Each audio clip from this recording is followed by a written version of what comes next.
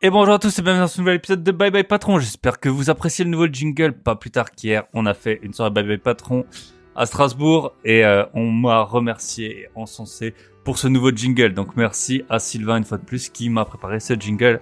J'en suis super satisfait et avoir des bons retours, c'est toujours très agréable. Qu'est-ce que je peux vous raconter? Bon, je vais vous faire un petit débrief. Donc déjà aujourd'hui, on a deux invités, un couple. J'aime bien avoir des couples, c'est toujours intéressant. Stéphanie et Yannick, et on va parler de nouveaux voyages. Enfin, c'est l'été. Voilà, je trouve que ça fait du bien de parler un peu de choses que de gros billets. Donc voyage, ils sont partis en Amérique du Sud et en Europe de l'Est en camping-car, un peu comme l'autre Stéphanie, mais avec l'autre Stéphanie, je trouve qu'on avait passé beaucoup de temps à parler de son chantier, ce qui était très intéressant. Et là, on a plutôt orienté un peu l'épisode voyage, mais pas que. Parce qu'ils ont également plusieurs projets de d'investissement locatif qu'ils ont réussi dans une région où je pense que j'avais eu personne, à savoir la Vienne. J'avais eu personne aussi, un invité, mais il n'avait pas dit exactement que c'était la Vienne. Donc voilà, dans la Vienne, et ça marche plutôt bien. Ils ont fait une bonne partie des chantiers eux-mêmes. On va voir ça ensemble. Stéphanie et Yannick, ils ont la quarantaine. Donc Stéphanie, elle a fait une réorientation en fait pour justement faire que de l'IMO. On va voir comment ça se passe, comment on voyage avec des enfants, comment on les sort du système scolaire français, comment ce qui peut nous arriver en voyage, qu'est-ce qui peut arriver au camping-car, etc. Plein de bonnes anecdotes, plein de bonne énergie, et puis j'aime bien toujours voir un peu comment on s'organise. Sinon, avant de démarrer, j'ai plein de choses à vous dire. Donc déjà hier, on a fait une super soirée, c'était à Brumath, au plan d'eau de Brumath à côté de Strasbourg. Donc merci à tous ceux qui sont venus. Je fais une petite énumération des invités. Je vais sûrement en oublier. Donc il y avait Claire, Niels, il y avait Augustina, il y avait Yann, il y avait surtout Manu Humbert qui est le gérant justement de l'endroit, Laurane, Tom. Et après il y en a qui étaient là avec leurs conjoints, donc c'est pas des personnes à qui je parle toujours. Donc excusez-moi si je vous ai oublié. Nico réagit bien sûr, Anaël, Ghislain. Et voilà, encore Julien, il y avait des personnes qui avaient 20 ans qui étaient étudiants, il y a des personnes qui venaient du Canada, qui étaient de retour, des Alsaciens, des Lorrains, ça faisait super plaisir. Nul doute qu'on essaiera de refaire ça. C'était vraiment top, l'endroit il est top. Si vous êtes dans le coin, passez à Brumath, j'avais été il y a 5-6 ans, ça a bien changé en mieux. Passez au plan d'eau à Brumath. Ça c'était le premier point, ça fait toujours trop plaisir de vous rencontrer tous. Et je suis content de voir qu'on est de plus en plus, on a été quasiment une trentaine. Donc c'est top.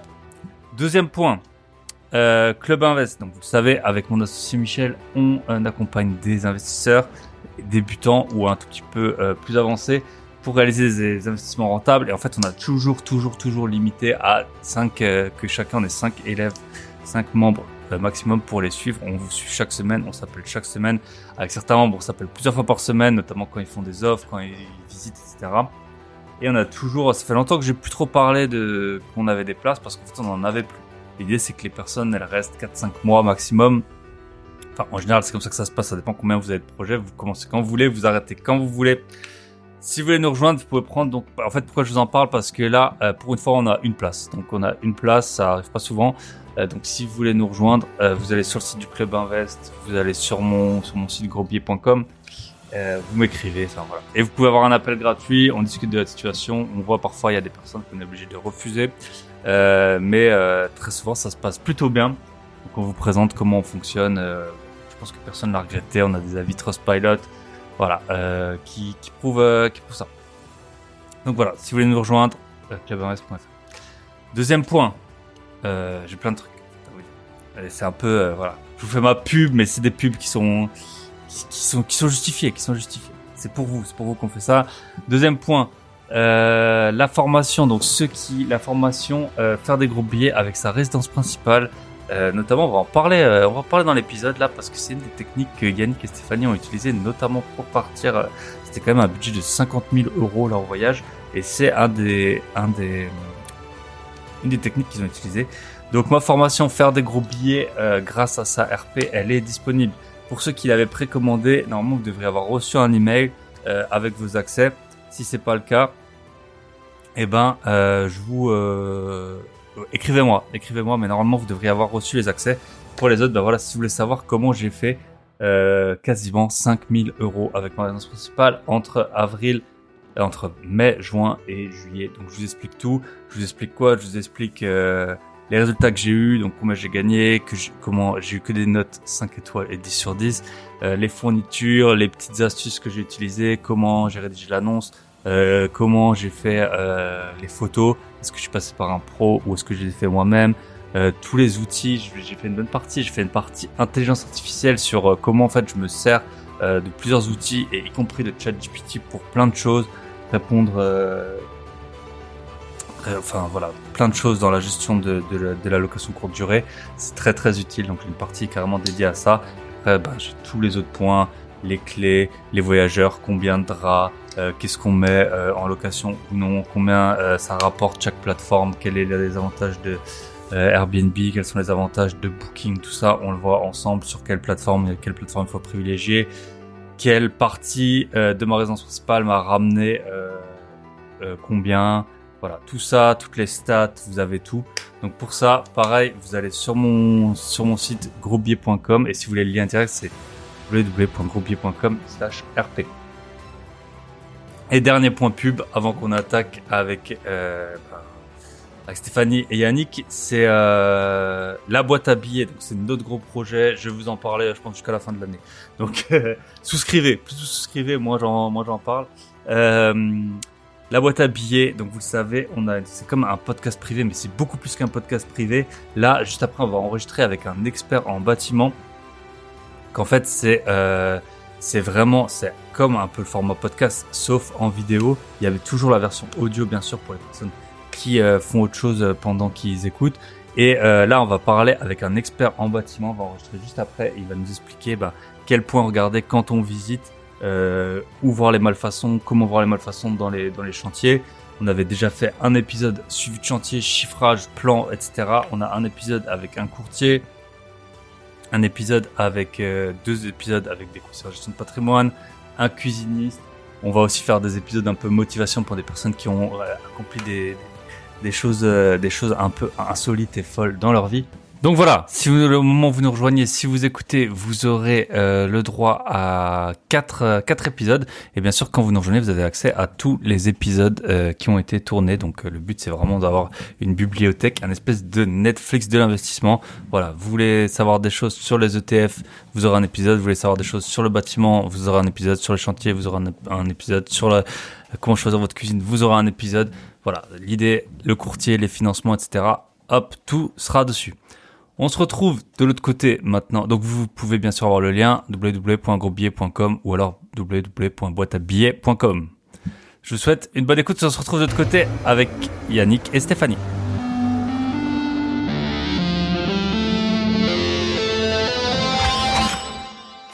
Et bonjour, bonsoir en fonction de l'heure à laquelle vous nous écoutez. C'est l'été, il fait beau. Hier, on a fait une super soirée avec plein d'auditeurs du podcast. Et aujourd'hui, on est parti un peu plus au sud de la France avec Stéphanie et Yannick. Salut à vous deux, comment ça va? Bonjour, ça va bien. Eh ben, c'est l'été, les enfants sont en vacances, il faut bien les occuper. On va parler aujourd'hui donc voyage avec les enfants, comme on avait fait un peu avec une autre Stéphanie. Et on va également parler de vos investissements IMO. Et puis bon, vous suivez le podcast depuis un petit moment, donc ça me fait plaisir toujours d'échanger avec les auditeurs. Donc je suis ravi de vous avoir. Je peux vous laisser juste vous présenter rapidement où est-ce que vous habitez, quel âge vous avez, et puis combien vous avez d'enfants. Et après, on parlera tout ce qui est Invest IMO et on parlera aussi de vente de produits plus chers que les drogues. En fin d'épisode de side business, c'est la première fois que j'entends quelqu'un qui a ce side business, donc j'en suis ravi. Donc, je vous laisse vous présenter. Et peut-être, j'aime bien que les invités, si vous écoutez le podcast, vous le savez, ils racontent une petite anecdote sur un de leurs premiers jobs d'été, insolite, quelque chose qui les a peut-être emmenés vers le bye-bye patron, où ils se seraient dit, bon, là, je vais peut-être pas rester stagiaire toute ma vie. Donc, voilà, je vous laisse vous présenter. La parole est à vous deux. Je commence, ouais. Donc, moi, c'est Yannick. Okay. J'ai 46 ans. On habite dans la Vienne, pas loin du Futuroscope. Je travaille chez Safran, grosse boîte, et en parallèle de ça, donc on fait de l'IMO avec Sef. On s'est lancé il y a 2 mois. 2 ans. 2 ans, pardon.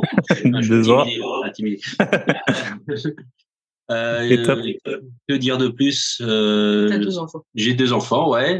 Passion course à pied, le bricolage. Donc c'est Ok. important pour l'IMO. Voilà. Et la course à pied aussi, parce que c'est de la souffrance. Ouais, On c'est sait la tous ceux qui souffrance. courent. Ouais. Ok, C'est l'endurance. donc Ouais. C'est voilà. l'endurance et c'est très bénéfique quand tu te lances dans l'IMO, justement. Yannick me dit toujours, tu vois, 80% dans la tête, 20% dans les jambes. Bah, l'IMO, c'est Ouais. pareil. Ouais, c'est ça, effectivement. Et t'as une petite anecdote à nous raconter? Du coup, t'es quoi? T'es ingénieur, t'es technicien chez Safran? Qu'est-ce que tu fais Non, je suis exactement? responsable de production. Donc, je suis la production d'un produit, en fait, Ok, de l'industrialisation jusqu'à la production finale et la vente au client. ok, top. Voilà. Pour la petite Et t'as fait anecdote, des... Ouais, vas-y, tous t'écoutes. les stages, moi j'ai commencé, je Des castrais du jobs maïs. d'été. Donc Ok. voilà, Tu castrais du maïs? castrais du maïs, voilà. C'est-à-dire? C'était passionnant. Alors, si on rentre dans l'histoire du maïs, en fait, t'as la fleur et t'as l'épi. Et en fait, l'idée, Hmm. c'est de croiser des fleurs d'une certaine variété avec des épis d'une autre. Donc, pour pas que les fleurs pollinisent les épis des autres, t'es obligé d'enlever les fleurs de certains pieds. Et Ok. donc, c'est passionnant, en fait. Tu rentres dans un rang et tu suis le bout Tu du rang coupes, et quoi. tu toutes les fleurs. Tu coupes. Donc, voilà. C'est des stages bien passionnants. Ah, nous, on fait les vendanges en Alsace, c'est aussi bien pas passionnant du tout, quoi. Avec les mains qui collent, tu te baisses et tout. Moi, je l'ai pas fait longtemps, mais je vois bien le genre de métier. Ok, top. Et toi, Stéphanie? Donc, moi, Stéphanie, j'ai 42 ans. Maman des mêmes enfants que Yannick. Donc, de 2 adolescents ou préadolescents qui ont 14 et 13 ans. Moi, je suis de formation ingénieur en aménagement paysager et en urbanisme. Donc, j'ai occupé un poste jusqu'en 2019 de responsable de bureau d'études en maîtrise d'œuvre en aménagement urbain et paysage. Ok. Et, Tu connais Nat? Delpoche? Nat. Ouais. Ah oui, Oui, parce qu'elle oui. elle était aussi dans l'urbanisme, hein, À un moment dans son donné, ancienne vie, ouais. effectivement, Ouais. elle a eu pas mal de vies en une seule. Oui, on parle et on échange très régulièrement avec Nathalie. On la salue. Hein. Bon, Ok. si écoute, on lui passe le bonjour. Quoi te dire? Moi, j'ai pas mal de passion à côté et pas mal engagée aussi au niveau associatif, notamment dans la plongée, puisque je suis formateur en plongée Ok. à Poitiers. Les enfants aussi et Yannick aussi sont plongeurs. Vous plongez aussi hein, pendant les voyages. Ouais. Tous les 4. On plonge en famille. Trop bien. Voilà, et donc investisseur depuis 2 ans, ça m'occupe, on va dire, à 90% de mon temps au quotidien. Ok, top. Plus le chien, la chienne, Elle me très suit. connue sur les pages Facebook. Ok, bah on peut parler de votre voyage. Donc vous êtes parti avec 2 ados. Non, ils n'étaient pas tout à fait ados encore, hein, ils avaient À 11 et l'époque, 10. Hein, donc, 11 et 10. Ouais. Moi, j'ai un neveu de 11 ans. Si je lui dis que c'est encore un enfant, je sais pas s'il appréciera. Mais ouais, 11 et 10. Ok, top. Comment ça se passe du coup on va faire juste les prémices. Donc vous êtes parti. C'était prévu pour 1 an. Hein. C'était ça votre voyage? 13 mois. 13 mois, ouais, tout à fait, ouais. Ok. On est parti. Comment ça se prépare? Comment ça se prépare les enfants? Déjà, il faut les sortir de l'école, je pense. Je connais pas bien. Moi, j'ai pas d'enfants. C'est pour ça que je suis super frais après cette soirée. J'ai pu dormir jusqu'à 10 heures du matin. Ouais, comment se prépare peut-être le budget, la logistique, tout ça un peu avant le voyage et les enfants, ouais, comment ça se passe pour l'école? Ah, ça a été le plus simple. Ouais, la préparation des gamins par rapport à l'école. On a envoyé une lettre à l'inspection d'académie pour prévenir qu'ils allaient être déscolarisés, en tout cas qu'ils sortaient du cursus classique l'année d'après. Et en gros, ils nous ont dit bon voyage. Voilà. Okay. Ils nous ont donné un lien pour l'inscription dans un an, au retour au collège. Parce qu'en fait, notre fils Pablo, il rentrait en 6e au retour et Lou, du coup, elle rentrait directement en 5e. Elle loupait sa 6e. C'était pendant l'année où on était partis. Et dans notre département ou région, je sais pas exactement comment ça fonctionne, plutôt par département. Département, ouais. Ça a posé aucun problème. Ce qu'il fallait, c'était conclure derrière l'éducation des enfants. Parce qu'ils passaient quand même une année, ils continuaient leur rythme normal, quoi. Ouais, il fallait leur faire les cours de l'année, donc cours de CM2, 6e. Donc, on avait la chance, c'était le même cycle 3. Pour les parents, ça leur parlera. Du coup, on s'est tourné vers des amis qui étaient dans l'éducation nationale. On a récupéré des bouquins adéquats. Et au départ, on faisait ça de manière un peu rigoureuse. Très scolaire, quoi. Très scolaire. Très scolaire. À raison de 1h30, 2 heures de devoirs par jour. Et très vite, en fait, ça nous a gonflé. On s'est dit, c'est quand même une aventure assez incroyable qu'on est en train de vivre et on voulait pas, si tu veux, se mettre des boulets aux pieds avec l'école. On a continué quand même à suivre le programme, mais de manière plus flexible. Il y avait des jours où ils travaillaient de manière plus intense et d'autres moments où on culpabilisait pas parce que on n'avait pas fait d'école le jour-là, quoi. Voilà. Et on n'a pas suivi les cours du CNED. On l'a fait vraiment de manière autonome. Ouais, ok. Il y a un contrôle à la fin, quelque chose, non? Non. Ils sont rentrés comme si ils n'avaient pas quitté le. Pas pour notre académie, puisqu'on a rencontré des voyageurs pour qui c'était le cas. Ils devaient passer un petit examen au retour. Mais nous, notre académie, là, c'est très simple. Il faut juste les réinscrire.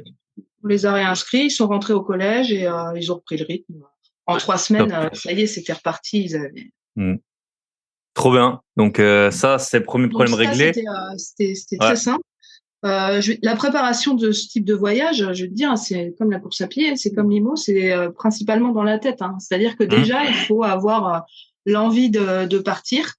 Et ensuite, tu prends les étapes les unes après les autres, tu décomposes. C'est-à-dire que concrètement, tu te dis qu'est-ce que je vais faire de ma maison, comment on va la gérer. On avait à l'époque déjà notre chienne Maddy, donc comment on gère la chienne, est-ce qu'on la prend, est-ce qu'on la laisse. Nous, on a fait le choix pour des raisons de confort et pour sa sécurité, surtout de la laisser en garde pendant qu'on était parti. Donc, il a fallu trouver une famille d'accueil. Après, au niveau financier, ça se prépare aussi parce que c'est un budget. Bien sûr. On a fait le choix de partir en camping-car parce que ça rassurait un peu Yannick. Moi, personnellement, je voulais partir en sac à dos et en fait, d'un point de vue confort, c'est vrai que ça a été plus simple à gérer au niveau logistique, surtout en Amérique latine, ça s'y prêtait très bien. On a investi dans le véhicule, donc il a fallu trouver le véhicule qui nous correspondait, qui techniquement... Là-bas ou chez vous? On l'a choisi en France, parce qu'on n'est pas du tout camping-cariste à la base. On l'a équipé en France avant le voyage. On l'a acheté 2 ans avant de partir, histoire de bien l'équiper. Et puis de se roder aussi, quoi. Se roder, ouais, parce qu'on connaissait pas du tout le camping-car. Pour nous, camping-car, c'est un truc de vieux. Ouais. Donc, voilà, on a essayé, puis en fait, on y a pris goût tout de suite. On a adoré. Ouais. Ok. Premier trip jusqu'en Croatie. Et on est remonté par la Slovénie et puis par l'Autriche. Ça a été la première année test. Et après, la deuxième année, 1 an avant le départ, où là, on l'avait équipé complètement, on est monté jusqu'en Norvège. Et ouais, c'est vrai qu'on savait que c'était exactement ce qu'il nous fallait pour voyager parce que tu voyages au rythme que tu veux et de manière assez intuitive, quoi. Voilà. C'est quoi les avantages? Enfin, je pense qu'il y en a qui sont évidents, mais c'est quoi les avantages que tu vois vraiment au camping-car par rapport au sac à dos? C'est de pas te poser la question d'où tu dors, je suppose. Ouais, puis c'est le matin quand tu ouvres ta fenêtre et que tu t'es posé dans un endroit vraiment magnifique. Et là, tu te réveilles devant des paysages de folie, quoi. Ouais. Ça, tu pourrais pas, sac à dos, on aurait été obligé de dormir à l'hôtel, ou chez l'habitant. Ouais. Mais on l'a fait aussi, hein. Ouais. Mais on n'aurait pas eu des vues comme on a eu, là. Oui, et puis tu voyages à ton rythme, en fait. T'es dépendant de personne, donc, ça, c'est un Il n'y a pas de stress, quoi. Il y a 0 stress. Quand t'en as marre, t'arrêtes. Tu dors, tu manges quand tu veux. Ouais, trop pratique. Et puis t'as à manger, t'as tout le temps. Parce qu'on a des enfants, je suppose que voilà, la nourriture, faut toujours pouvoir leur donner à manger si ils ont faim, quoi. Les cours, tu vois, on parlait de l'école. Quand tu vois le nombre de cahiers, de livres qu'on s'est transportés, tout ça, tu peux pas le faire en sac à dos, quoi. Ouais. Donc je sais pas comment font les gens qui font ça en backpack avec des gamins qui suivent les cours du CNED, je sais pas comment ils font. Ou alors ils ont tout sur tablette. On en a vu, avec 5 enfants. Mais ouais, Ah, 5 enfants. Ouais. Ok. Il doit y avoir beaucoup de sacs à dos. Et le budget, vous pouvez nous dire combien vous aviez prévu c'est de l'argent En que fait, vous aviez de côté ou vous aviez commencé à économiser dans ce but comment ça se passe? le camping-car, on l'a payé à crédit. On a fini le crédit juste avant de partir. On a acheté notre camping-car 34 000 €.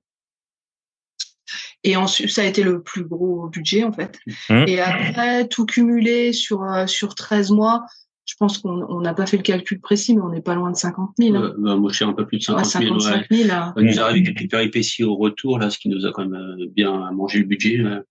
Le vol. Avec le vol, ouais, où on a dépensé un peu plus que ce qui était déjà, prévu, le vol retour, on a été obligé de voyager en business parce qu'on s'est retrouvé en pleine épidémie de Covid, avec déjà des gens qui attendaient déjà depuis 3 jours à l'aéroport, qui avaient déjà leur billet, donc qui étaient prioritaires. Comme dans les films. Ouais, c'est ça. Quand tu cours après t'as bien aimé et que t'es obligé de payer le billet business pour passer la sécurité. Ouais, ok. Sauf que là, c'est x4. Tu vois, la bien aimée. Ça nous a bien Après, si tu regardes 50 000 €, ça paraît beaucoup d'argent, mais je pense que dépense une famille en moyenne sur un an, en fait. Hein. Enfin, je veux dire, quand t'habites, chez toi, ça fait 4 000 € par mois, c'est pas non plus. Après, on a quand même bien vécu. En un an, avec 50 000 €, on a vécu un peu comme des princes. Hein. On a fait toutes les sorties, on a payé des billets d'avion. Enfin, on était en Amérique du Sud, donc le niveau de vie est pas très très élevé. Donc avec 50 000 €, tu vis quand même très très bien, quoi. Ouais, mais on s'est permis d'aller, tu vois, sur les îles Galapagos, sur l'île de Pâques. Voilà, on a pris des ferries là à Chiloé. On est allé voir au Perito Moreno juste après. On est allé faire une croisière pour voir des glaciers. Bon bah voilà, c'est des sorties un peu exceptionnelles qui ont forcément un coût par rapport au budget moyen que tu t'admets par mois. Mais on n'a pas trop regardé, en fait, on a été raisonnable dans les dépenses, mais quand on avait envie de faire quelque chose d'exceptionnel, on se l'est permis en se disant on verra plus tard. Et en fait, on a bien fait parce que ça a été tellement contrarié après avec la période de Covid que finalement, on est content d'avoir fait ce qu'on a fait. Ok, top. Du coup, vous êtes parti Amérique du Sud, vous avez envoyé le camping-car, ça prend quoi, 3-4 mois, je pense? Un mois. Ouais. Un mois, rapide, ok. Ça coûte cher? Ouais, c'est pas donné. Il y en avait pour près de 4 000 €. Avec débarquement au port et frais de douane. Il fallait compter. Okay. Il faut payer un transitaire. C'est quand même relativement élevé. Après, avec du recul, on regrette pas parce qu'on a quand même vécu pendant un an dans notre camping-car. Et il y a beaucoup de voyageurs qui achètent leur véhicule sur place. Ouais. Donc, ils font effectivement l'économie du transport aller-retour. Mais après, ils n'ont pas forcément le véhicule qui souhaitent, quoi. Ouais. Puis la fiabilité, tout ça. Enfin. C'est souvent des vieux rafios qu'on roulait, qui sont vraiment qui passent de main en main, tu vois, de voyageurs. Qui sont un peu dessus. Bon, ça fait le job. Hein. Ah ouais, clairement. Le job. Okay. Et ça, c'est plutôt un bon plan pour qui veut faire des économies. C'est d'acheter directement le véhicule sur place et de le revendre là-bas. Mais c'est ce qu'on a fait, quoi. Non. Parce que c'était 4 000 aller, hein, je pense. Ouais, c'est ça. Ouais, donc ça fait quand même un petit budget, mais c'est sûr que après, il y a plein de pays dans le monde où, en fait, qui sont plus pauvres que la France et où c'est plus cher d'acheter aussi des voitures. T'as des reportages en Afrique et tout, vu qu'il y a pas de réseau de distribution. Donc, ok, donc vous avez commencé par où? Quel pays? On est arrivé en Uruguay, à Montevideo. Donc c'est là où le camping-car est arrivé. Et après, on est remonté donc jusqu'au sud du Brésil. On a fait les chutes d'Iguaçu, pour ceux qui connaissent. C'est des grandes chutes qui sont impressionnantes. À la frontière de l'Argentine, Brésil et Paraguay. Après, on a fait les missions jésuites au Paraguay. On a filé jusqu'en Bolivie, Pérou. Pérou, après, on est monté en Équateur. On est allé sur les îles Galapagos. Et après, on est redescendu au Chili. Et on n'a pas arrêté d'osciller après entre Chili et Argentine. Parce qu'il y avait beaucoup d'instabilité avec Covid. Non, instabilité politique et sociale. Voilà. Au Chili ou en Argentine? Au Chili. Au Chili, ouais, mais Ok. un peu partout. Hein. À un moment, on s'est retrouvé bloqué au Pérou. On voulait monter en Équateur, il y avait des émeutes. En Bolivie, il y avait des émeutes. Au Chili, il y avait des émeutes. Tout était fermé au niveau des frontières. Ouais. Et Ouais, c'est ça. quand il y a des émeutes, en plus, c'est qu'ils font tout cramer. Hein. Donc, Ouais. Bah, c'est ça, on dit la France, c'est le pays des grèves, mais en Amérique du Sud, c'est autre chose. Hein. Moi, j'avais été au Pérou et d'abord, il y avait eu un glissement de terrain où je devais aller. Et après, on m'a dit c'est bon. Et puis, ils ont dit, ah, finalement, en fait, il y a une grève. Et bah, je pense qu'en France, bon, si t'as une grève, si t'as ton propre moyen de transport, tu vas pas annuler pour autant. Alors que là, les gars, ils disaient vraiment, faut pas y aller, quoi. Quand il y a des grèves, il y a des morts, il y a des... C'est ça. Bah, on a chargé un couple de Français au Pérou qui était en train de marcher vers un site touristique qu'on allait rejoindre. Donc, on les a fait monter. Et eux venaient tout juste de réussir à passer la frontière avec l'Équateur. Et en fait, ils étaient ultra choqués parce que ils avaient été obligés de voyager dans des taxis où le mec il avait la machette et où ils sentaient déjà que les locaux étaient flippés. Et ils ont vu un mec se faire immoler en pleine rue. Et ils ont dit, Ah mais ouais. on venait juste d'arriver, c'était leur voyage de noces, je crois.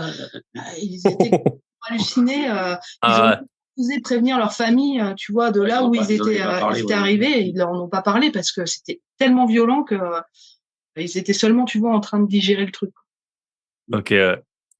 Ah, bien sûr. Après, quand on voyage, c'est surtout, faut quand même toujours être très Faut être attentif vigilant. hein, à où on va et puis essayer de pas et puis pas se laisser berner par. Après, chacun a son avis. Mais moi, je trouve, je vais le dire, je vais me faire plein d'ennemis, mais souvent les femmes, elles voient pas trop le danger. Je trouve, elles sont vraiment détendues. Euh, et non, mais ça va et tout. ça y est, tu t'es fait une ennemie, là, ça y est. Non, en plus, je fonctionne pas du tout comme ça. Mais ouais, moi j'ai été dans des endroits où j'ai dû un peu exfiltrer des gens parce que bon ben voilà après Dieu merci pour l'instant il m'est rien arrivé je touche du bois. Euh, ok donc on a vu donc vous avez fait combien de pays? Brésil, Argentine, Uruguay, Bolivie, Équateur, Pérou, Chili, 7 pays ça presque en fait c'est toute l'Amérique du Sud en fait. Pratiquement, ouais. On n'est pas monté vers le nord. Ouais. Et ensuite, on a basculé en Amérique centrale, où là, on était au Guatemala, Honduras. On aurait dû aller plonger une semaine au Belize et c'est là que tout a basculé, où on s'est retrouvé vraiment en pleine épidémie, coincé au Guatemala. Et on a rebasculé au Mexique. Et du Mexique, on a réussi à rejoindre la France. À ce moment-là, notre camping-car était en transit. Donc, on est monté sur Anvers. On est arrivé à Paris, si tu veux, avec ce fameux vol en business. On est arrivé à la gare du Nord. On entendait les oiseaux, il y avait personne. Il fallait des attestations pour se pointer dans la rue. Ah ça C'était complètement surréaliste en fait. on oublie vite, franchement, on oublie vite. Enfin, moi, en tout cas, j'ai l'impression que j'ai vite oublié. Ok, bah on va encore continuer un peu sur le voyage. Donc, le camping-car, il a tenu le coup. Vous avez eu des pannes. Comment on gère un camping-car Ouais, sur, on a eu une panne, on a eu une grosse panne. On a pété une butée d'embrayage en Bolivie. Bon, on a cherché un peu les pièces sur place, on n'a pas trouvé. Ou alors, fallait faire un trip, genre 50 heures de bus pour aller au Chili chercher une pièce. Et en fait, avec Chronopost, c'était Chronopost ou UPS, je sais plus. Un transporteur. On a fait livrer la pièce en 3 jours de France. De notre garage. Ah ouais, trop pratique quoi. Ouais, c'est vrai que j'ai jamais pensé que c'était qu'on pouvait faire ça. Ok, top. Et t'as pu réparer ou c'est un garage local qui... Ouais, petit garagiste local. Ouais, bon, ils se débrouillent. Hein, c'est un peu comme en Afrique. Hein. Ils sont en peine pour rien du tout. Donc ils nous ont démonté le moteur dans la rue parce que le truc il passait pas dans le garage. Monté sur des cales de bois, enfin tout. Ouais. Mais au final, ouais, ça a marché. Hein. Ça a marché. Ouais. Et puis pendant ce temps-là, on est allé dans le sud Lipèze. Visiter le sud Lipèze en 4x4 et chose qu'on n'aurait pas fait en fait si on n'avait pas eu cette panne, parce qu'on avait prévu d'aller justement dans le Salar d'Uyuni avec notre camping-car et au final on a fait franchement un trip de une semaine. C'était exceptionnel, magnifique. Les paysages comme quoi. Ah ouais, non mais il y a souvent des opportunités qui s'ouvrent dans les galères. Cachés, ouais. Et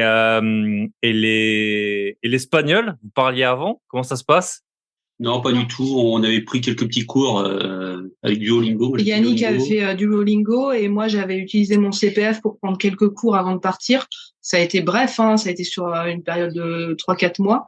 Et en fait, on a appris sur place, sur le tas. Quand t'es baigné dans la langue. T'as pas le choix en fait, c'est ça. Hein, pour les gens qui ont jamais été en Amérique du Sud, les gens parlent pas anglais en tout cas. Hein, Non. Ouais. Parfois, vaut mieux parler français quand tu sais pas. Ouais, clairement, ouais. Ils aiment bien parler français de toute façon, plus qu'anglais, ouais. Non, mais ça, on apprend très vite. Ouais. C'est plus facile que l'allemand, tu vois. Moi qui ai fait l'allemand. C'est ça. Combien de générations ont été traumatisées par l'allemand, les cas et tout ça, alors que quand t'as pas le choix, et puis bon, c'est une langue latine, donc c'est vrai que c'est plus simple. Et là, vous avez vos enfants, ils font espagnol, par exemple, à l'école? Du coup, quand Lou est rentrée, notre fille, elle a réussi à intégrer LV1. En fait, elle a passé un test oral. Et pour le coup, elle est passée en espagnol LV1 tout de suite, alors qu'elle est rentrée directement en 5e. Sauf que là où elle a eu plus de difficultés, c'est qu'elle maîtrisait bien le langage verbal, mais alors par contre, tout ce qui était grammatical, ça, il a fallu tout. Et écrire aussi, quoi, parce qu'elle a forcément. Ouais. Mais c'est positif. Ok, top. Et vous pouvez nous donner un petit top 3 des visites peut-être un peu non connues. Bon, après, forcément, quand on va en camping-car et tout, il y a plein de choses c'est pas comme moi, je me balade souvent en avion, donc les endroits où je vais, ils sont connus. Alors que vous, en camping-car, je pense que vous avez eu un peu des endroits où il n'y avait pas beaucoup de touristes, peut-être un top 3 des choses que vous avez préférées en Amérique du Sud, et puis peut-être un top 3 des trucs que vous avez moins aimés ou des galères que vous avez pu avoir, ou voilà. Il y a le sud Lipez déjà. Le sud Lipez, c'est le premier qui me vient à l'esprit. Le sud Lipez, c'est vraiment des paysages exceptionnels. Lara, tu connais bien. Notre chère Lara, qui va venir me voir en Europe en août. Hein. Salut. Qui écoute. Oui, elle écoute. On lui passe le bonjour. C'est beau, hein. Je regarde les photos en même temps, là. Sud Lipez. C'est où? C'est entre le Chili, Bolivie? C'est à la frontière avec le désert d'Atacama, au nord du Chili, nord-est. Ouais, c'est à la pointe, en fait. Ouais. La pointe et sud-ouest de la Bolivie. Et donc là, tu as le Salar d'Uyuni. Et suivant la saison, soit il est complètement à sec et ça te fait des alvéoles un peu comme des nids d'abeilles blancs, sol, sur des étendues faramineuses. Et sinon, pendant la période des pluies, en fait, ça te fait un miroir d'eau. C'est vraiment des paysages qui sont somptueux. Ça fait partie des plus beaux paysages qu'on ait vus. Après, on connaît les photos où les gens ils sautent là, ils posent le téléphone par terre, ils sautent. Exactement. Ouais, il y a le Perito Moreno aussi, ça c'est un des. Non, les glaciers, le fait de voir les glaciers, c'est quelque chose qui. Perito Moreno, ok. Ouais, très beau. Il faisait froid, je suppose. C'était des glaciers. Moi, j'en ai vu en Islande. C'est beau. Non, il faisait pas trop froid, non. Okay. Et ça bouge, ça craque comme ça. Hein. C'est assez impressionnant, en fait, un glacier. Hein. Les morceaux qui tombent à l'eau. Les blocs qui se décrochent. C'est vraiment vivant. Là, c'est la première fois que j'ai ressenti que la Terre était vivante. En fait, tu vois cette sensation. Ouais, qu'elle bouge et tout. Ouais, c'est vrai. Ouais. Parce que tout d'un coup, c'est à échelle humaine. Je veux dire, c'est pas la même chose qu'une plante qui éclot, qui se développe. Tu vois, à l'œil, tu le vois pas. Là, vraiment. Et puis t'as d'autres sens qui sont en éveil. Le craquement, tu vois, les bruits. C'est sublime. Et le site du Perito Moreno, il est hyper bien aménagé. C'est vraiment tourné touristique, mais en fait, ils ont vraiment fait une intégration paysagère de la passerelle en bois là qui passe devant le glacier. Le glacier là, ouais, je vois ça là sur Internet. C'est très beau. Ouais. Perito Moreno. Et ça, c'est en Argentine. C'est en Patagonie en fait. Ouais, c'est ça, c'est ça. Après, il y a plein d'autres coups de cœur. Hein. Il y a Buenos Aires, Canal de Beagle. Enfin, il y a plein de spots. Hein. L'île de Pâques. La Terre de Feu, ça c'était chouette. L'île de Pâques, c'était magnifique. Les Galapagos, c'est extraordinaire. Le plongeur, c'est le paradis sur Terre. Le Guatemala, c'était hyper varié, très coloré. Ouais. C'est difficile de donner un top 3. Hein. On a tellement vu de choses magnifiques. Et après, en Europe de l'Est, t'as toutes les capitales Prague, Budapest, Vienne, où là, c'est autre chose parce que c'est très culturel, tu vois. Et des choses que vous avez moins aimées en Amérique du Sud? La pollution, d'une manière générale, notamment au Pérou.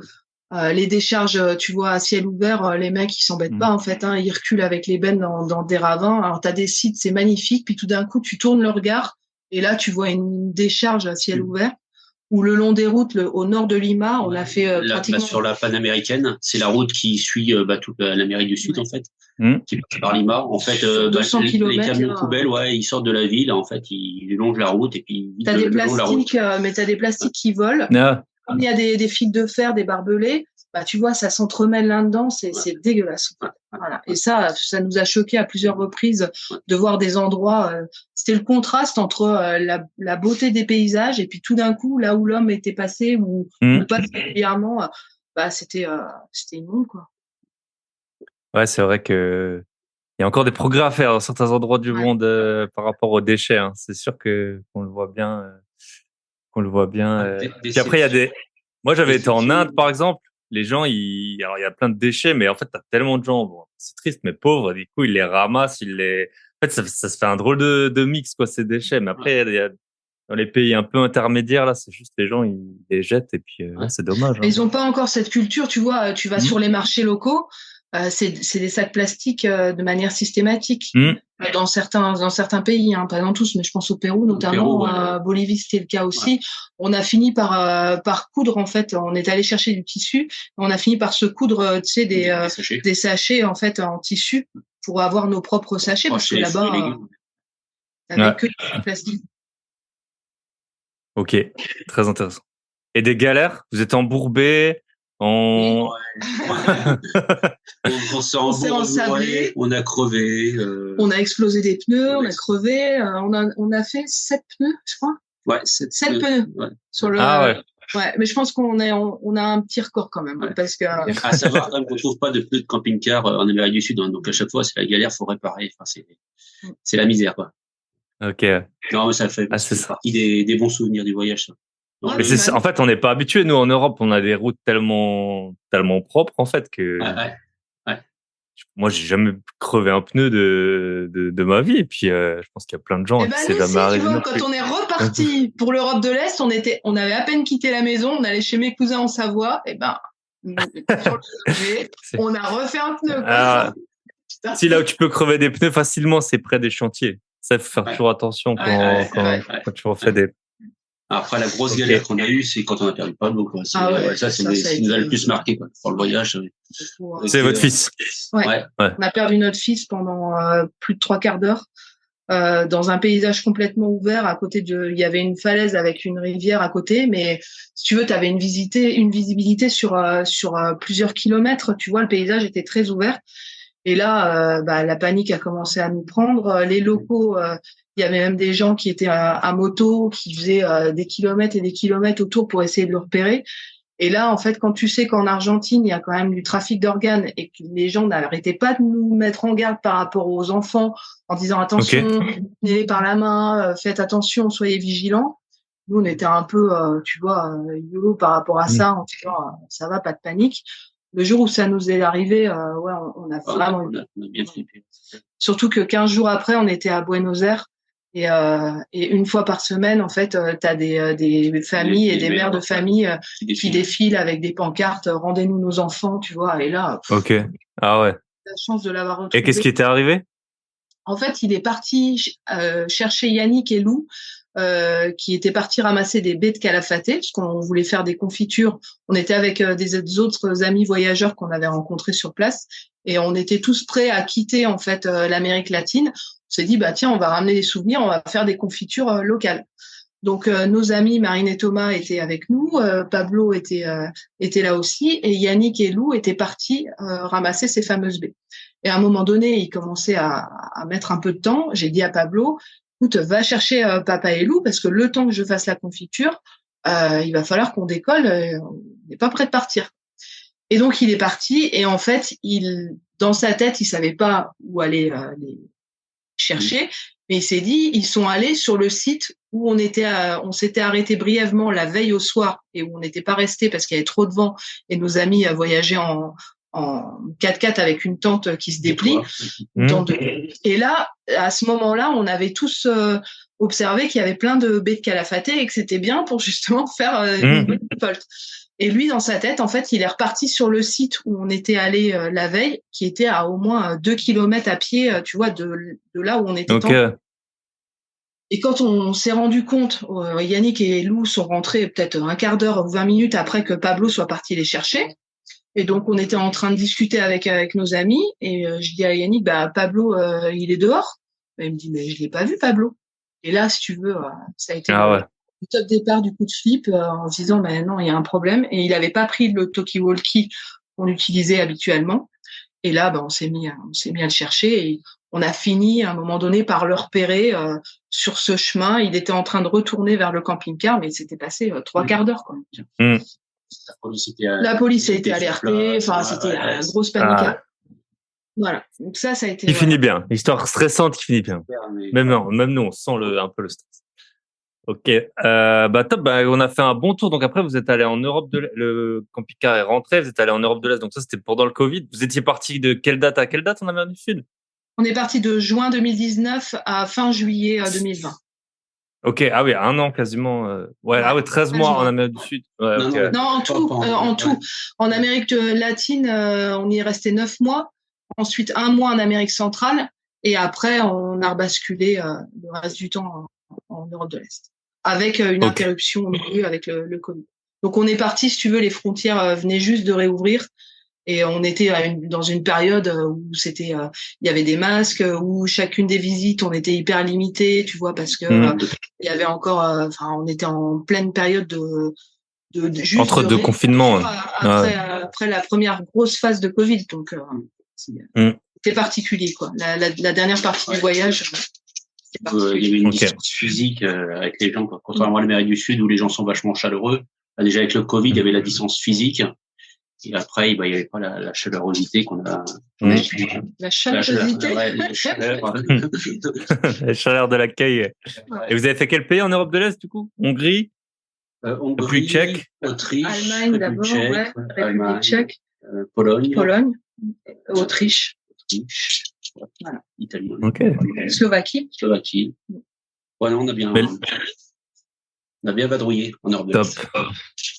Et les enfants, qu'est-ce qu'ils en disent du voyage? Eux, ils étaient super ravis de cette expérience. Notre fils Pablo, il aurait voulu qu'on rentre, qu'on aille s'expatrier au Canada. Il avait vraiment encore envie, tu vois, de bouger. Et pour notre fille, ça a été tout le contraire. Elle voulait retrouver un cadre. Elle était contente du voyage. Par contre, elle avait besoin de retrouver une stabilité, la maison, tu vois, une vie scolaire. Les copains, les copines, tout ça. Des vrais profs, etc. Ouais. Et c'est ce qui fait d'ailleurs qu'on a abandonné notre deuxième projet de voyage, parce que là, on aurait dû partir fin de cette année, de décembre jusqu'à juin l'année prochaine. Et en fait, notre fille rentre au lycée et elle veut pas louper, tu vois, une partie de sa scolarité. Donc, on a fini par faire une croix sur ce projet en se disant, maintenant, on voyagera autrement et sur une période avec eux, quoi. Et vous y allez où? Plutôt Mongolie. Ouais, Mongolie. Ouais. Ok. Ah, top. Très intéressant. Il y a je sais pas si vous connaissez The Grand Tour. Vous connaissez l'émission? Non. C'est une émission de voiture très connue sur Amazon Prime. Je fais la pub. Et à un moment, en fait, ils se font livrer, ils sont en Mongolie et ils se font livrer une voiture dans des caisses en bois. Ils doivent la remonter et après, ça fait un genre de petit 4x4 et ils doivent rejoindre Ulaanbaatar, je pense. Enfin, c'est hyper loin. Ils disent il y a, je crois, 4 habitants au kilomètre carré ou un truc comme ça en Mongolie. Et puis il y a une grosse faille, une faille d'un tremblement de terre. Et donc, les paysages sont magnifiques, quoi. C'est clair. Que vous recommandez The Grand Tour en Mongolie. Ok, top. Par contre, ils ont pas de bière. C'est un gros problème. C'est des Anglais, ils ont pas de bière. Alors, ils commencent à... Ok, on a fait un bon petit tour du voyage. On peut parler investissement. Ça fait 2 ans que vous êtes mis. Donc, vous avez 42 et 46 ans. Donc, comme quoi, c'est bon moment. C'est le bon moment. Voilà. C'est bien de commencer Hier, on a fait la soirée, là, il y avait des gens de 20 ans. Mais après, il faut dire aussi qu'ils ont accès au contenu qui existe maintenant. Après, il y a des gens beaucoup plus âgés qui achètent à 70, 80 ans. Donc, il n'y a pas d'âge. C'est ça qu'on peut retenir.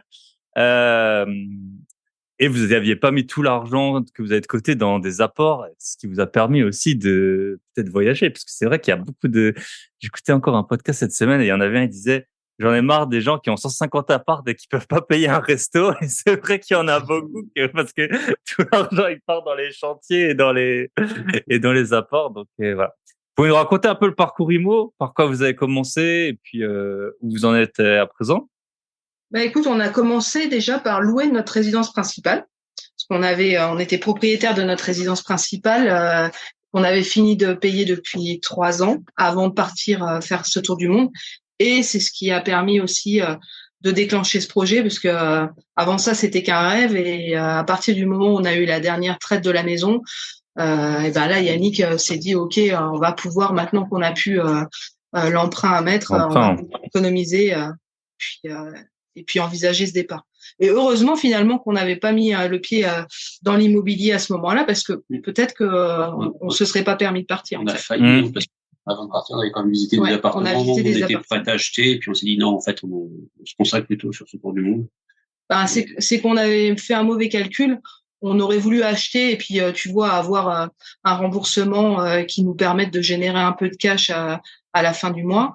Et en fait, nous, on n'était pas du tout formés à l'IMO. Tout ce qui était cash flow, on n'en avait jamais entendu parler. Et de ce qu'on a commencé à visiter, il fallait mettre un apport. Il y avait des travaux et c'était 2 ans avant de partir. On s'est dit non, attends, on va garder notre petit matelas pour le projet de voyage et puis on verra plus tard l'IMO. Et du coup, on s'y est mis au retour. Moi, pendant le voyage, j'ai écouté pas mal de vidéos de Yann Darwin et puis de Michael Ferrari. Et puis petit à petit, voilà, on a découvert une autre manière d'investir, enfin même d'autres manières d'investir. On a découvert qu'il n'y avait pas que le patrimonial et qu'on pouvait vraiment se dégager une rentabilité sur les biens. Et du coup, quand on est rentré, on avait toujours cette envie d'investir. Et j'ai dit à Yannick, écoute, avant qu'on se lance sur un premier achat, j'aimerais bien avoir un minimum de formation, tu vois, quelqu'un qui m'accompagne, qui nous prenne un peu par la main et qui nous donne vraiment des éléments concrets. Et du coup, on a pris la formation de Yann Darwin avec Green Bull et qui est ultra complète. J'en fais pas de pub, mais en tout cas, c'est celle qu'on a suivie et qui est vraiment adaptée pour qui veut débuter dans l'immobilier sans rien y connaître, quoi. Parce qu'il te donne plusieurs stratégies et il t'explique vraiment bien les choses. Donc, j'ai fait ça au mois de novembre. Et 2020. J'ai commencé à visiter dès le mois de décembre. Au fur et à mesure qu'il y avait des modules, je les appliquais, si tu veux. Et on a signé premier compromis vers février, début d'année 2021, et on était propriétaire en juin 2021. On a attaqué les travaux dans la foulée du refuge de la Salée. Voilà, ce qui est devenu donc, le compte Insta. C'est ça. Le compte Insta, le refuge de la Salée. Et juste, on peut, avant de continuer, vous pouvez nous donner un peu des chiffres sur parce que moi, ça fait quelques mois, et d'ailleurs, j'ai une petite formation que je viens de finir sur mettre sa résidence principale sur Airbnb. Vous pouvez nous donner un peu des chiffres. Moi, je vous donne mes chiffres, mais bon. Après, moi, j'ai un appartement dans une ville chère. Ça m'a sorti 5 000 € en 3 mois. Mais bon, j'étais jamais là, les week-ends. Mais voilà, quand on a une famille, je me doute bien que moi, s'il y a 3 week-ends sur 4 où je suis pas chez moi, peut-être vous pouvez nous dire un peu des chiffres concrètement, combien ça peut rapporter. Nous, dans une maison de village qui a pas d'attrait particulier, on était arrivé à 8 000 € par an. Ah ouais, mais c'est quand même un sacré. En vivant dans notre maison la plupart du temps, on l'a loué. Ah, bien sûr. Certains week-ends, on se permettait de partir et surtout on se permettait de louer des moments où on était parti. Et après, pendant un bon mois entre juillet et août, où on n'était pas chez nous. C'était pas une problématique pour nous, parce que de toute façon on avait le camping-car, donc. En fait, c'est ça. Vous avez carrément une solution de repli. Et moi, si j'avais un camping-car, mais moi, après, j'habite tout seul. Je vois que je suis à la limite que je pourrais basculer du mauvais côté en mode vas-y, je loue tout le temps, je dors chez des potes, le truc. C'est vrai que quand l'argent il tombe, tu te dis, je me suis dit, où est-ce que j'irais pas dans une chambre, genre chez un voisin, genre du edging. Ouais, je vais réserver là, c'est 60 € la nuit, mon appart je le mets à 200 et tout. Et je me suis dit, non, là, t'es en train de partir en cacahuète. Mais c'est vrai que si t'as le camping-car, surtout quand il fait beau, c'est un super luxe, quoi. Ouais, sauf que c'est là qu'intervienne le stop des enfants, tu vois. Et c'est vrai que le fait d'avoir les enfants, nous on était vraiment rendus à ce stade-là en disant attends, le week-end prochain on n'a rien de prévu, si on a l'opportunité on loue, tu vois. Et en fait dès qu'on a annoncé ça aux gamins, c'était non, on va encore avoir des gens, parce que pour eux ça veut dire rangement de chambre, grand nettoyage. Bien sûr. Ça... Et voilà, je pense que quand les gamins vont grandir et vont quitter la maison, on verra les choses complètement d'une autre manière. Parce que nous, on s'en fout en fait d'être chez nous ou ailleurs. Au contraire, on préfère même être ailleurs.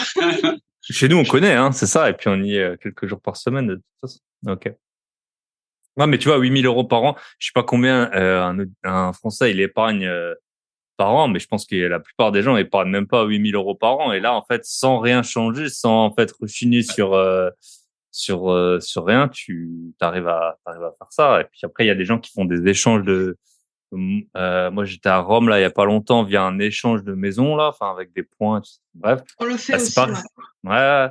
C'est top quoi. Tu te dis en fait, tu pars, t'es quelque part, Et encore, nous on parle du cash flow. En gros, la stratégie cash flow, elle est assez connue. Tu t'achètes dans des villes pas chères et tu loues à des loyers qui sont plus ou moins un peu partout pareil en France. Enfin, en gros, c'est ça. Mais alors avec les échanges de points, c'est encore pire parce que tu peux dans des villes vraiment pas chères, ça va coûter peut-être la moitié en points que moi j'étais à San Francisco l'an dernier aussi comme ça. Donc, c'est une des villes les plus chères. Je crois que le loyer moyen il est à 3-4 000 €.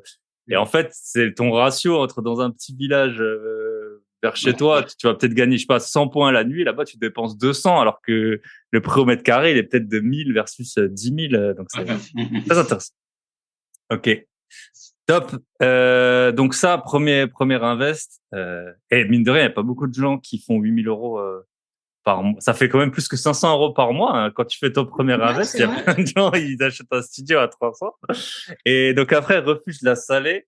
Donc toi, en fait, t'avais juste une situation professionnelle. Yannick, toi, t'étais en dispo ou quelque chose, ou t'étais en... Ouais, moi, j'ai pris une dispo pendant 11 mois. Puis après, j'avais quelques congés en plus. Donc, j'ai arrêté le travail pendant 13 mois. Et après, j'ai repris le travail. Donc, c'était pas... Il y a une histoire en France de quand ça fait 5 ans, tu peux demander, non, des...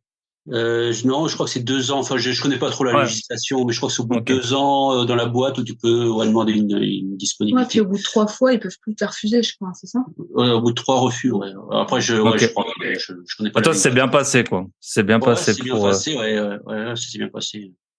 Je travaille dans un grand groupe, donc de toute façon. Ouais, c'est ça. Ils ont toujours des remplaçants, des choses. Ok. C'est plus facile que dans une petite société, quoi. Yes. Et toi, Stéphanie? Et moi, j'ai quitté mon job juste avant de partir. Comme je te disais, j'étais maître d'œuvre dans un bureau d'études en VRD et en aménagement urbain. Et en fait, j'étais manager d'une équipe. On était 5 au niveau de ma branche VRD. Et cette partie management, moi, je m'y retrouvais plus. C'était vraiment quelque chose qui me prenait beaucoup d'énergie. Et je me suis dit, c'est l'opportunité en fait de faire un bilan sur moi et sur ma vie. Et de me mettre un peu un coup de pied au derrière en disant voilà, je sors de ma zone de confort pour de vrai, de manière à pouvoir rebondir sur autre chose. Et au final, je suis bien contente d'avoir fait ce choix qui était un peu périlleux parce que je partais sans filet en fait. Le seul filet c'était Yannick. Et c'est l'amour. Prenez soin de vos conjoints, c'est comme ça qu'on fait les meilleures affaires et qu'on a une vie riche de sens. Ouais. Ok. C'est risqué quand même. Ouais. Donc je suis partie un peu sans filet, enfin je te dis juste avec Yannick et en me disant voilà, ça va me permettre de me réorienter et de repartir sur autre chose, et j'avais ce besoin d'entreprendre et d'indépendance et du coup ça m'a permis de l'assouvir. OK, top. Et donc refuge de la Salée, beaucoup de travaux hein. Énormément de travaux. Ouais, énormément de travaux. On est parti de zéro en fait. Il y a même eu la toiture, la charpente qui a été refaite. Pas de zéro, on a gardé les murs. On a gardé juste les 4 murs. Ouais. On fait à l'intérieur. Ouais. Les plafonds, les planchers. Le dernier niveau c'était un grenier. on pensait avoir la chance de pouvoir garder le sol. En fait, il y avait rien d'aplomb, c'était pourri. On est passé au travers. Donc là, on s'est dit, bah non, ça marche pas. Et du coup, ça servait à stocker du sel avec un nom comme ça? La cave, en fait, c'est une maison de 200 mètres carrés à peu près. Enfin, au final, 200 mètres carrés. Et sur 3 niveaux. Et au rez-de-chaussée, dans le prolongement de ce qui était la pièce de vie principale, tu descends quelques marches à 1,20 m de profondeur sous-sol. Et là, tu arrives sous la maison du voisin de derrière. Okay.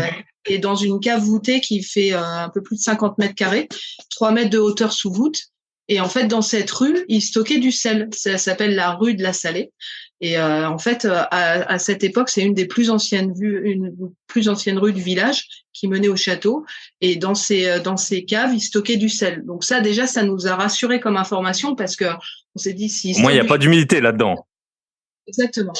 Et c'est à partir du moment où j'ai fait la première visite et que j'ai vu cette cave, et puis surtout la surface, le potentiel de cette maison, tout de suite, j'ai dit à Yannick, il faut qu'on la divise en deux appartements. Et c'est comme ça qu'est né le projet du refuge, avec un appartement en longue durée au-dessus sur les deux derniers niveaux, et au rez-de-chaussée, un appartement de 90 mètres carrés qu'on loue en Airbnb, et Booking. Ok. Vous pouvez nous donner les chiffres un peu, les travaux, comment ça coûtait? Achat négocié 48 000. Frais de notaire, c'était 48 000, ça fait 240 € le mètre carré. Ça, ça fait râler. Si vous avez eu des bons profs en Amérique latine, Okay. Ensuite, les frais de notaire, c'était peanuts, c'est 4 000 €. Quand c'est des montants comme ça, c'est 10% en général. Ouais. Et après, par contre, au niveau travaux, on a eu un budget de 96 000 € de travaux. Ok. Ça va encore, hein? Ça va encore, dans 96 000, je trouve. Ça va parce qu'en fait, on a tout fait quasiment par nous-mêmes, si ce n'est. Ah, c'est pour ça, ouais. Attends, okay, ouais. Je mets un bémol. On a fait, disons, à peu près 60% des travaux par nous-mêmes, parce qu'il y avait quand même cette fameuse cave où il a fallu brosser tous les murs, sabler et puis refaire tous les joints. Là, on a fait appel à un maçon et les gars, ils ont passé 3 semaines à 4 sur la cave. Donc autant dire, au départ, on était partis, nous, bien en tête, on l'avait fait à la maison sur notre mur dans la véranda. On s'est dit, tranquille, on va le faire. Et heureusement, on s'est pas lancé là-dedans parce que il y avait vraiment du matériel, toute l'humidité, etc. Il a fallu la virer avec des grosses pompes, des grosses turbines, des extracteurs. Enfin, ça a été un gros chantier. Charpente couverture, on l'a fait faire aussi. Et puis, toutes les menuiseries. Les huisseries. Ok. Mais tout le reste. Et la cave, vous en avez fait quoi, en fait, de cette cave? 2 chambres. Ok, au sous-sol. Il y a des fenêtres ou? Ouais, il y a 2 petites fenêtres qui permettent une aération qui sont, oui, ça fait des petits boyaux, tu vois, qui donnent sur l'extérieur. Et par contre, techniquement, on a quand même rajouté un déshumidificateur parce que effectivement, quand tu ramènes 4 ou 5 personnes qui dorment dans les chambres, ça fait de la vapeur, tu vois, ça fait de l'humidité. Donc, on a quand même complété pour être sûr d'assurer notre tranquillité. Ok. Et les gens, ils aiment bien dormir parce qu'il y a la hauteur sous plafond. Il y a 3 mètres, donc c'est confortable. Ouais. Et on a mis l'accent, si tu veux, sur tout ce qui était lumière. Avec des lumières indirectes qui éclairent la voûte, qui éclairent comment on appelle ça là, les niches. Les niches, ouais. En fait, on a 2 niches dans chaque chambre, 2 qui donnent chez un voisin, qui sont complètement obstruées, tout en pierre, mais dans laquelle on a mis de la lumière indirecte. Oui, salut. Excuse-moi, il y a une fille qui part. Eh oui, c'est comme ça, les enfants. Hein. Donc dans laquelle on a mis de la lumière indirecte pour faire un peu oublier, tu vois, ce côté sombre que tu pouvais avoir naturellement. Et après des lumières qui éclairent justement les pierres et la voûte et les murs, et du coup ça donne vraiment une impression très très chaleureuse, et les gens oublient qu'ils sont, déjà ils s'en rendent même pas compte qu'ils sont dans une cave, quoi. C'est vraiment une chambre un peu cosy, quoi. Ok, top. Et là, vous louez bien? Vous louez combien ça peut? Donc vous avez loué en haut l'appartement? En haut ça nous couvre l'emprunt. Ok, cool. Même un tout petit peu plus. Un tout petit peu plus. Et après, le reste, du coup, c'est le C'est cash bonus. flow. Ouais. Donc, j'ai pas sorti les chiffres par appart. Ce que je peux te dire, c'est que par Mais en rapport bas, à vous avez un appart ou deux apparts? Un seul. un seul, En LCD, ouais. Ouais. un seul en LCD. Ok. Et un ordre d'idée, 1000 euros. Moi, en général, les LCD, ça rapporte à peu près 1000 euros C'est à par peu mois. près Donc, ça. ouais. C'est à peu près ça, ouais. Il y a des mois où on fait même un peu plus ça. Au mois d'avril, je sais pas ce qui s'est passé au mois d'avril, mais Tous les gens veulent venir dans la Vienne. C'est dans la Vienne aussi, hein, le refuge. Ouais. Ouais. Tout est à proximité de notre domicile. On est à un quart d'heure grand max, enfin 20 minutes grand max de chez nous. Okay. Dans les les investissements qu'on a fait pour l'instant. Bah, c'est bien, c'est hyper pratique, surtout quand on fait des travaux soi-même. Et comment vous avez appris, vous saviez faire? Comment on vous a avez fait déjà tous les travaux de notre résidence principale. Ok. Pour ça que vous l'aviez fini de la payer assez tôt. Au final, à 40 ans, vous aviez payé votre... Ouais, c'était l'objectif. C'est notre objectif. À 40 ans, on a fini de payer notre résidence principale pour profiter après. Bah, c'est le cas, hein, visiblement. C'est le cas. Ah, clairement. Ok. Donc ça, et puis là, bah ouais, ça fait déjà un petit salaire en fait, hein. Un projet comme ça. Et la suite? Donc ensuite, comme on a vu que ça fonctionnait et surtout que ce côté division de biens, c'était quand même quelque chose de positif. C'est ce qui me permettait aussi de donner davantage de valeur et de rentabilité à l'ensemble.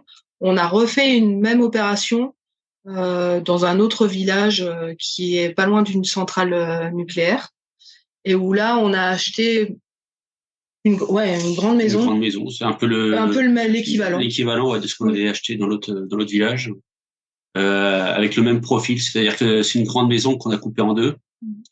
Dans la maison principale, on a fait un premier appartement avec 3 chambres. Et c'est un appartement qu'on voulait louer à la base en longue durée. Et puis 15 jours avant, on a changé d'avis. Et on l'a mis en courte durée aussi, en Airbnb. Okay. Donc un grand appart, du coup. C'est une maison. C'est une maison. C'est une maison sur 3 niveaux. Ouais. C'est une maison de ville. Elle est en plein cœur du village. Il y a tout à proximité. On a une supérette à droite, un boucher à gauche. Tu vois, on est vraiment. Ils ont tout confort. Et vous louez à qui ce genre de logement? Des travailleurs de passage, des familles qui viennent voir des gens dans la région, des familles qui viennent pour du tourisme, Futuroscope, la Vallée des Singes, et puis d'autres sites touristiques qu'on peut avoir à proximité. C'est vraiment c'est varié. On a vraiment tout type de profil. Ok. Et même la semaine, du coup, vous allez travailler la semaine, c'est ça en fait. Ouais, la semaine, on a des travailleurs. Ouais. Donc sur soit une nuit ou carrément la semaine complète, enfin jusque du lundi au vendredi. Ça varie. Et le ménage, parce que souvent c'est un peu un frein quand les logements commencent à être gros, le ménage c'est cher. Combien vous facturez le ménage par exemple? 40 €. 40 €, ah ouais, ça va, c'est pas non, on n'a pas voulu, si tu veux, trop plomber par rapport à ça. Après, faut trouver. Ouais, on a 2 équipes de ménage. Une qui nous fait notre maison ici quand on est parti, et puis l'autre bien, le premier, le refuge de la Salée. Et ensuite, on a une autre personne qui a pris en charge le deuxième bien, uniquement quand on le souhaite. D'habitude, c'est moi qui les entretiens pour l'instant. Et quand on s'accorde des week-ends ou des vacances, là, ils prennent le relais. Ok, top. Et l'autre partie? Donc, une partie. On se la garde pour quand on aura terminé. On a fait un autre achat entre-temps. On sentait, si tu veux, que les taux, ça commençait à bouger. Que les taux se resserraient, que les taux montaient. Comment on peut dire? Les deux en même temps. Que les taux montaient. Et du coup, là-dessus, je t'avoue que j'ai pas trop réfléchi. J'ai vu l'annonce un dimanche. J'ai appelé le lundi matin pour visiter tout de suite. C'était une maison, c'est une maison des années 70 sur sous-sol qui est à 200 mètres de chez nous. Et sur lequel il y a une grande parcelle de 1500 mètres carrés de terrain. Et du coup, là, on a fait une offre au prix immédiatement après l'avoir visité. On était déjà plusieurs acheteurs sur le coup. Et on s'est dit, tant pis, on n'avait pas encore fini notre deuxième investissement. Mais là, on a saisi l'opportunité.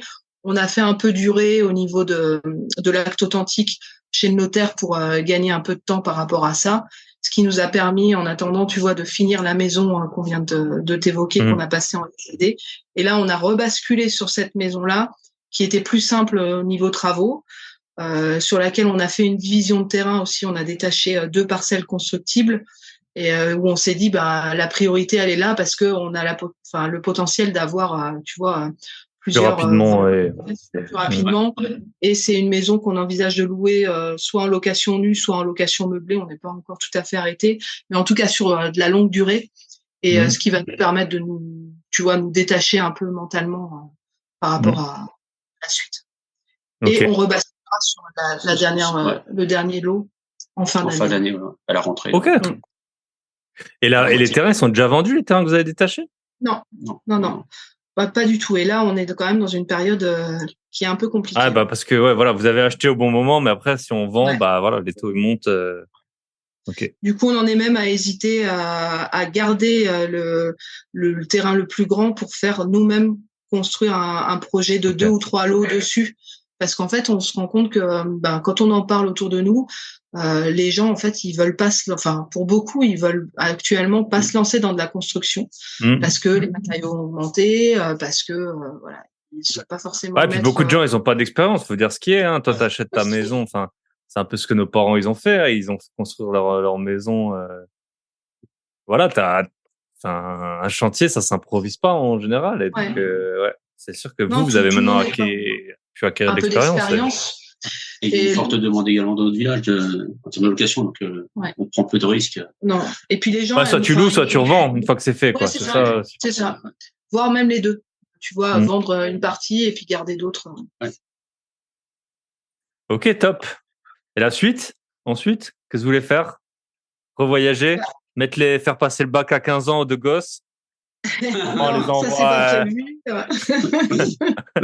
C'est pas prévu. Non, ils sont partis pour des carrières bien spécifiques et l'un et l'autre. Donc pour l'instant, on va les accompagner dans leurs études. On a une première étape dans notre vie. On se laisse encore 3 ans pour acquérir une certaine autonomie financière et permettre à Yannick de se dégager beaucoup plus de temps pour me rejoindre justement dans des projets d'investissement immobilier. Voilà. Ok, top. Et ce que faut bien souligner, c'est que le fait que tu sois parti, enfin là, la dernière maison, ça se trouve, si tu avais eu un emploi, tu l'aurais pas eu, quoi, parce que tu as été visité le lundi. Tu vois, ça, c'est vraiment c'est ça j'ai eu Seb Marcus, là, qui parle beaucoup de marchand de biens. Et il a dit, ouais, il y a un moment, si tu veux vraiment te lancer là-dedans, quitter en partie ton boulot ou le quitter complètement, parce que sinon quand l'opportunité elle est là, ça fait 2 ans peut-être que tu cherches et puis en fait tu la reçois pas, quoi. Enfin tu passes à côté parce que si c'est une bonne affaire voilà, les affaires ça se fait pas que le samedi à 11h. Non, au contraire. Donc voilà, écoutez, on a fait un bon petit tour. Je sais pas si vous voulez rajouter quelque chose. En tout cas, donc ce qu'on peut voir, c'est que on peut partir avec des enfants, les déscolariser sans qu'ils tournent mal, hein, attention. Amérique du Sud, voilà, en camping-car, ça fait bien. Du coup, t'es la deuxième Stéphanie, et puis vous êtes le deuxième couple qui a pu partir là-bas, donc ça se fait visiblement assez bien. Perdez pas vos enfants, mettez-leur des AirTags dans la poche. et puis voilà, et puis quand tu rembourses, franchement, félicitations pour avoir remboursé très tôt ta résidence principale. C'est sûr que ça t'offre des sacrées opportunités pour la suite, quoi, parce qu'en fait tu repars avec une feuille vierge en fait d'investir. Ça a été des sacrifices, mais ça a permis surtout de lever des barrières et on en revient à ce qu'on disait au début. Hein, c'est principalement dans la tête, hein, et ça on l'a compris au niveau du mindset. À partir du moment où on a vu les choses différemment, c'est ce qui nous a permis d'embrayer et c'est ce qui nous permet d'avancer là maintenant. Yes, bravo à vous, félicitations. Merci. Voilà. Je vous laisse dire un mot de la fin. Je pense que on a fait un bon petit tour. Lancez-vous. Restez en couple, restez amoureux. C'est comme ça qu'on perd le plus d'argent. Voilà, quand on est à 2. Non, on s'en rend bien compte. Quand tu as une bonne équipe, parce que c'est important d'être. on a rencontré des couples qui étaient pas du tout, tu vois, sur le même la même longueur d'onde au niveau des investissements immobiliers. Et là, on s'est rendu compte de notre force en fait d'être complémentaires et sur le chantier et en termes de vision, tu vois, de partenariat, parce qu'on en est là sur le long terme. Ah bah les chantiers, c'est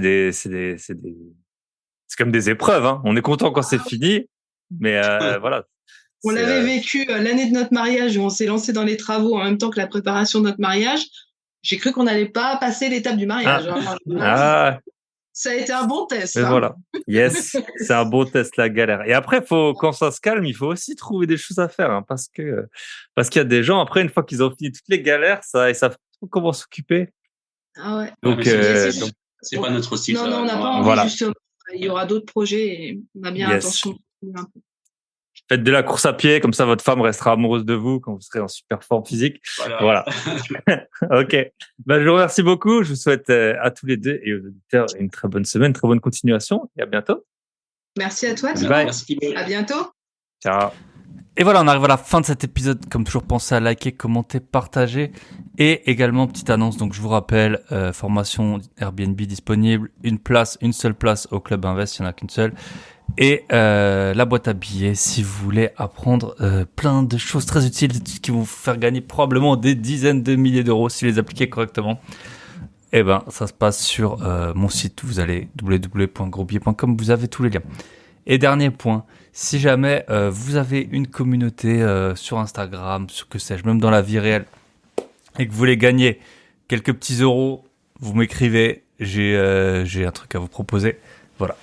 Donc ça, c'est que si vous avez une communauté, une audience, peu importe, vous m'écrivez et j'ai peut-être quelque chose à vous proposer. Pareil, bien sûr, ce sera pas pour tout le monde. On est toujours là pour faire de la qualité, pas de la quantité. Je vous souhaite une très bonne semaine et à bientôt. Ciao.